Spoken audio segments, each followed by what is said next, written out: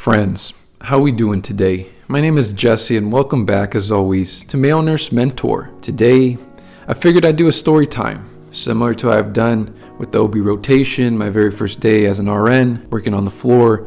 Today, I want to talk about my very first day as a CNA, telling you my very first experience, my very first exposure, my very first taste of what it was like to be in this field, right? I want to talk about it, share that first moment with you. It only took me 5 minutes to get fully exposed. 5 minutes. I'll never forget it, friends. It's one of those highlights, friends. It's one of those highlights in my career. So hopefully you enjoy this one.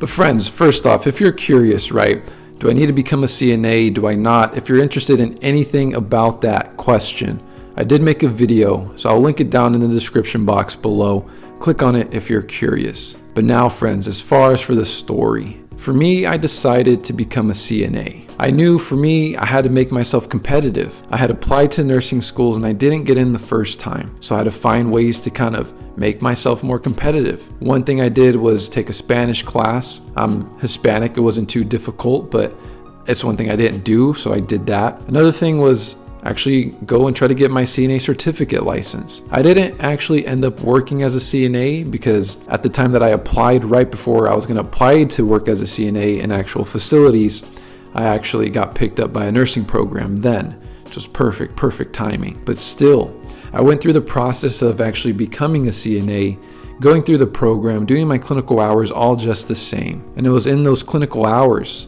as a CNA that I was doing the same thing I would have done if I worked as a CNA. Same exact thing. And it was a significant amount of hours, right, still for the program. But my very first day, I want to share with you that exposure moment for me. Maybe some of you guys can relate. Maybe it'll be something you guys can, look forward to if you're trying to become a CNA. Hopefully you can gain something from this, friends. Even if nothing else, hopefully just entertainment, hopefully an escape. Some of you guys are probably in finals right now, so take it as a little break as well. So like I was saying, friends, for me, I decided to become a CNA. The process of becoming a CNA actually wasn't that difficult. All you have to do is be a certain age, you pay a certain fee, and you fill out a form.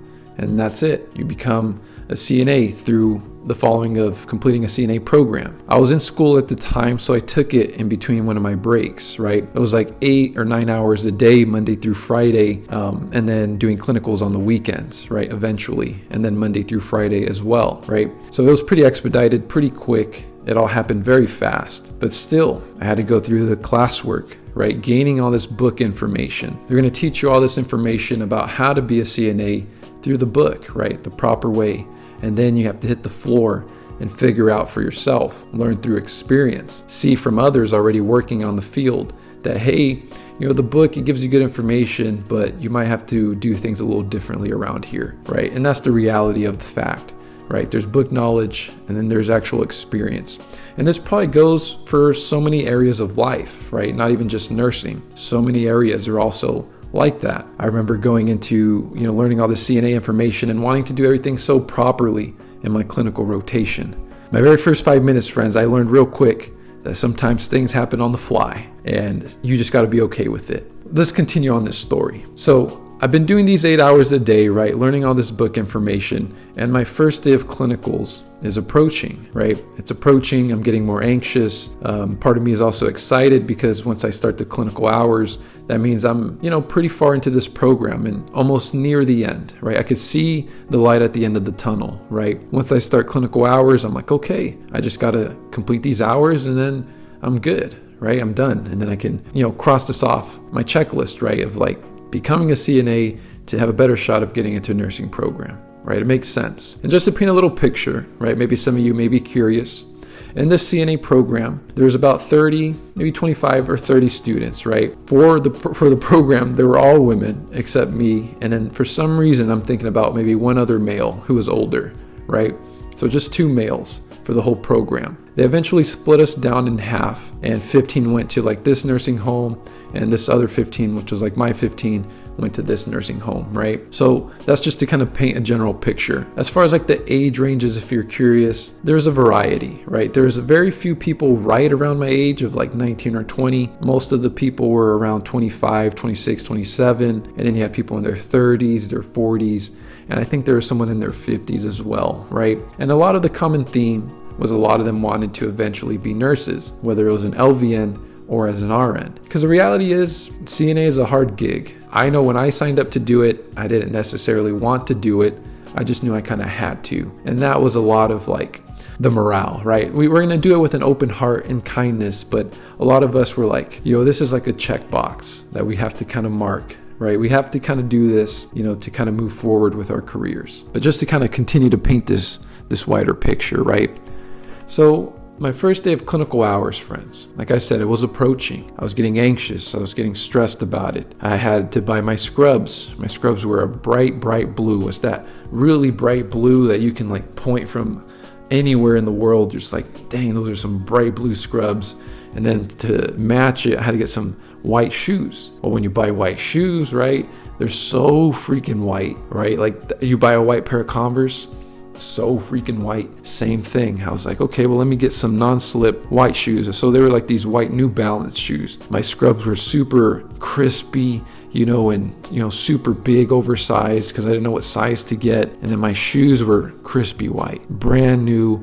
And here I was, right, fully ready for that day, fully ready for that clinical day of working as a CNA, right, getting my clinical hours. So the day approached, and this is how I presented. And I was in a group of 15, and we're all wearing our bright blue scrubs with our bright white shoes, right? Newbies. That's okay. It's just how it goes. It's the rite of passage, right? So when we arrive, our clinical instructor kind of gathered us in this little hall, and we're all nervous. We're all anxious. It's our very first day, right? We all were exposed to the odor, right? There's a certain smell that these nursing homes have, and we all kind of picked it up right away. We're like, oh, it smells interesting in here. And it's a smell I'll never forget. It's like a mixture between like cleaning supplies of like surface cleaning stuff, right? Hand sanitizer mixed with like perineal spray cleanser with new diapers, old diapers, and latex gloves smell. It's just like a very interesting aroma, right? I'll never forget it. Like if you've been in a nursing home, you probably know what I mean. It has a very interesting, distinct smell. Hospitals, for example, also have a very distinct smell. But anyways, that's all besides the point. We all gathered up in our group with our instructor, and she's like, hey, today I can see you guys are all anxious. I can see you guys are all nervous. Let's make this an easy day, right? Everyone's asking, like, do we have to be hands-on today? How much do we have to do today? Everyone's nervous, right? Myself included. I was anxious already. This was my very first time in a healthcare facility wearing scrubs. And when you wear scrubs in a healthcare facility, it just feels different. You're no longer wearing street clothes. You're more of like you're on the other side now. And you have a different level of responsibility, right? As opposed to walking into these places with street clothes, right? So it was this new level of responsibility that just kind of felt like daunting. But our instructor, she did a really good job at just reassuring us, hey, I see you guys are nervous, so let's make today like an easy day. I'm going to pair you up with people. I have a list here. We're going to name out names, and I'll tell you who you're paired up with. Your job is just to find them and just shadow them. Tell them, hey, I'm just here to shadow you today. Maybe tomorrow I'll be more hands-on. And she was just trying to like ease our anxiety. And I like that. So I was like, okay, it eased my anxiety. I was like, today's a good shadow day. It'll be an easy day. Let me just get exposed to this, right? I've never been in this setting before. So she names off names. She names off my name, and it happens to be the only male in this whole unit, right? The male CNA. I was like, yeah, cool. I got a dude, right? Maybe it'll just be different. It'll be cool. I can relate to him, right? And looking forward to how the whole experience was. It was really cool to be paired up with a guy. As a guy myself, it just felt really, really good, right? It was relatable in so many ways, and I learned so much, right? Going back now, though, I'll call his name Bobby, right? His name was Bobby. So they're like, Jesse, you're paired up with Bobby. I was like, okay. So we all get paired up with somebody, and then from this little conference room that we're in, she's like, all right, go be free. Go find your people, and make sure you take a lunch, and we'll see you in 8 hours. We'll meet up here right before we got to go home. Go be free. Be free. And I remember, friends, going out into the hallway for the first time, all of us like a group, going out, and we're all like chickens with our heads cut off, looking for our people, right? Looking for our CNA that we're going to follow. For me, I'm looking for Bobby. So I was like, hey, to this worker, have you seen Bobby? I'm looking for Bobby. They're like, oh, are you paired up with Bobby? Yeah. He's like, oh, just kind of hover around, he'll be here. You can't miss him. He's really tall, large man. I was like, okay, I'll hover. And then I hover for a bit, and it's like 2 minutes pass by, and I still haven't seen him. And a lot of other people have already found their CNA to work with.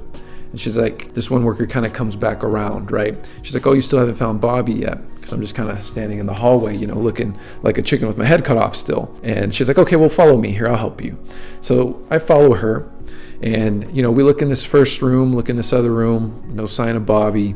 Go in this other room, and she's like, oh, okay, this patient's not in bed, so Bobby's probably in the bathroom. So she goes over there and knocks on the door, and she hears Bobby. And then Bobby's like, oh, hey, come in. And she's like, oh, hey, this is a student. He's going to be paired up with you today. He's like, oh, a student, cool, nice. Yeah, come in, man, come in. And it's a really small 3x3, like maybe 4x4 max bathroom, right?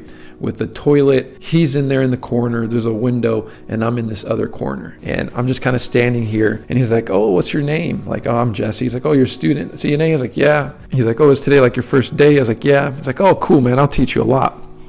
I like students. So I was like, oh, cool.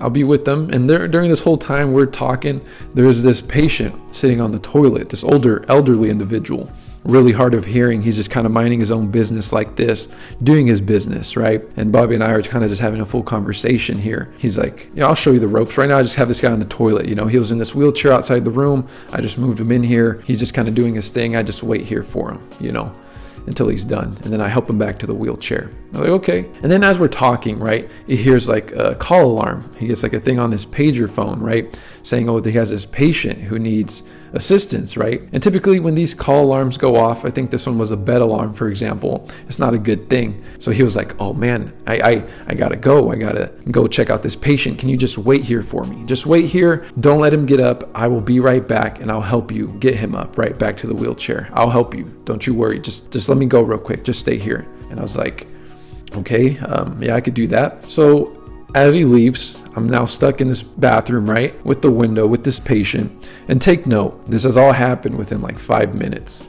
right, of me hitting the floor. I couldn't find Bobby. I found Bobby. Now I'm in this toilet room, right, with this patient. Bobby was here. Bobby's now gone. Now it's just me and the patient who's on the toilet doing his thing. I'm there.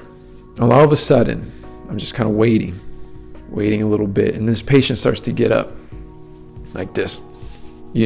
Really frail, weak, older man, right? And he doesn't say anything. I'm like, buddy, hey, I need you to stay down. I'm like trying to tap on his shoulder, push him down a little bit, and he's just still kind of going up, right? I'm like, oh, man. And he just won't listen. He won't listen to me. He's not saying anything. He was really hard of hearing, and he just continues to proceed to get up, and he's looking like he's going to kind of tumble over, and he's just still going up. So I had no choice. I had to help him up. Luckily, there's a handrail there. He grabbed that, and he's just holding himself like this now. And I have no idea what to do. I don't know where anything is. It's my first 5 minutes on this floor. I'm like, man, all right. And all I can think about is fall risk, right, in my CNA program. Fall risk, watch out for falls, watch out for falls. And I was like, man, all right, just don't fall on me, please. And he's like standing there now, right, holding his handrail. What's worse is he starts to reach down. I feel like he looks like he's falling. And then what he's doing is he's actually grabbing TP. He grabs a piece of TP and he hands it to me from over his shoulder like this. I'm behind him. And I'm like, oh, okay. I'm like, I know in theory what to do with this TP, right? I know what to do with it on myself, but this is a whole other person. I've never done this before. What do I do here? I haven't even observed anybody wipe anybody. I was like, okay, I have no choice. So I just kind of go in and I wipe them, and I wipe again. And then I was like, okay. And at the same time, he hands me another one, and I grab that one. I was like, okay, let me wipe him here, wipe him there. And then he hands me another, and then he stops handing me some. So then that's my cue that, okay, I think we're good here. And then he kind of just proceeds to just stay standing. I'm like, all right, hey, we're done here. Let me get you back on the toilet, and let's just wait a little bit. So I get over this first hurdle. I was like, okay, good. And take note, this was all new to me. I've never been in this intimate moment here with anybody in my life, right? I've never had to clean anybody like this. I've never had a white butt before. This was all new experiences. Once he was on the toilet again, he got impatient. He because we were waiting for a while for Bobby to come back, right? And then eventually, as we're waiting, I just see him stand up again. Right, so he starts to stand up again. I was like, hey, buddy, hey, we did this earlier. Let's just wait for now. This guy, Bobby, will be back. Let's just wait. And he's not listening. He's not hearing me, right? I tap him, nothing, no reaction. I was like, all right, it's going to be a repeat of what we just went through. So let me help him for what he needs. And as he's holding the handrail, right, he starts to reach down for his briefs. And I was like, all right, fall risk. I help him pull up his briefs and then pull up his pants. If you've ever had to do this before, you'll understand it's not the easiest thing to do, to put briefs, put pants on an old, frail, elderly person who can't really move their knees, they can't really adjust their hips. You only have one hand to do it, and the other hand is helping them hold themselves up, right? Very hard to do, but somehow I managed. I got the briefs on somehow, and then I finally got the pants on. I was like, all right, let me grab the wheelchair because I can't have him sit back on the toilet now because it's kind of like dirty, right? So I go out the door, grab the wheelchair, bring it in as close as I can, and then somehow I pivot him onto the wheelchair and we're good. And then I walk out the bathroom with him in the wheelchair, and Bobby finally comes in and he's like, oh man, you did so good. Is your first day? And I was just like, I had to process this moment. This was all within like the first 10 minutes, right, of me being on the floor. It was supposed to be a shadow day, and I had already wiped my first butt, had almost my first fall risk scare, right, of someone falling on me. And that was just the first 10 minutes. I was like, okay. I was in shock. I was in culture shock. But ever since then, friends, everything else became easier. I was actually one of the only people that first day to wipe butt. I wiped a couple butts because I was the first one within like 5-10 minutes. I was there, wiped my first butt, and then I wiped a couple more that day, and then it was like nobody's business. I was just wiping butts. Like, it was really easy. And for some people, it's a hurdle. I got over that hurdle in the first 5-10 minutes. I had no choice, and ever since then, friends, it became easier. I was exposed. So that's it for this video, friends. I hope you guys enjoyed this one. It's a little bit of a different one, but I still think it's relatable. And it's something that was eventful in my life, and I still remember it to this day. I'll never forget the day I was exposed. And as always, friends, I'll be here every single week with a different video. We'll see what we'll have in store for next week. I'll see you then. Take care.